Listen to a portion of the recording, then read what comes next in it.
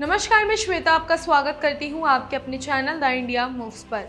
बिहार की सियासत के गलियारों में अचानक ऐसी हलचल मची कि सबकी नजरें एक ही बैठक पर टिक गईं। पटना में नेता प्रतिपक्ष तेजस्वी यादव के आवास पर महागठबंधन के घटक दलों की अहम बैठक हुई।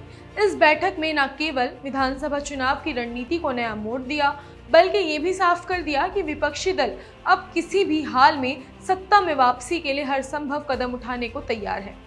बैठक में कांग्रेस, राष्ट्रीय जनता दल, राष्ट्रीय लोक जनशक्ति पार्टी, झारखंड मुक्ति मोर्चा, वामपंथी दल और विकासशील इंसान पार्टी समेत कई बड़े सहयोगी शामिल हुए और घंटों चली चर्चा के बाद आखिरकार सीट बंटवारे पर व्यापक सहमति बन गई।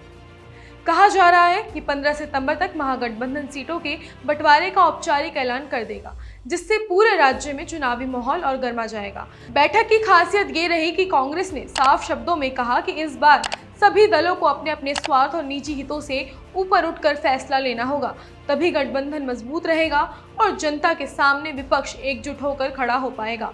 कांग्रेस के बिहार अध्यक्ष राजेश राम ने भी मीडिया से बातचीत में दावा किया कि बैठक बेहद सौहार्दपूर्ण माहौल में हुई और हर पार्टी ने अपनी अपनी राय रखी। उन्होंने ये भी कहा कि इस बार का चुनाव पिछले चुनावों से बिल्कुल अलग होगा, क्योंकि कांग्रेस और उसके सहयोगी दल अपने अपने प्रभाव वाले क्षेत्रों से ही उम्मीदवार उतारेंगे, जिससे सीटों के जीतने की संभावना अधिक होगी।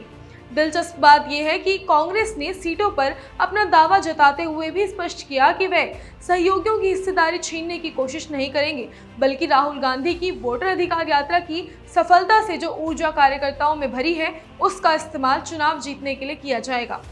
कांग्रेस के बिहार प्रभारी अल्लावरू ने भी बैठक के बाद कहा कि बातचीत सार्थक रही और भारत गठबंधन में नए सहयोगी दल भी शामिल हो सकते हैं।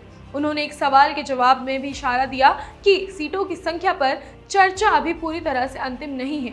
हालांकि कांग्रेस की ओर से 70 सीटों की मांग की खबरें पहले से ही चर्चा में थी। अल्लावरू ने जोर देकर कहा कि सीटों का बंटवारा बेहद संतुलित तरीके से किया जाएगा, ताकि ना तो किसी दल को लगे कि उसे सिर्फ कमजोर सीटें मिली हैं और ना ही कोई पार्टी ज्यादा ताकतवर हो जाए। ये संतुलन ही महागठबंधन की असली ताकत साबित होगा।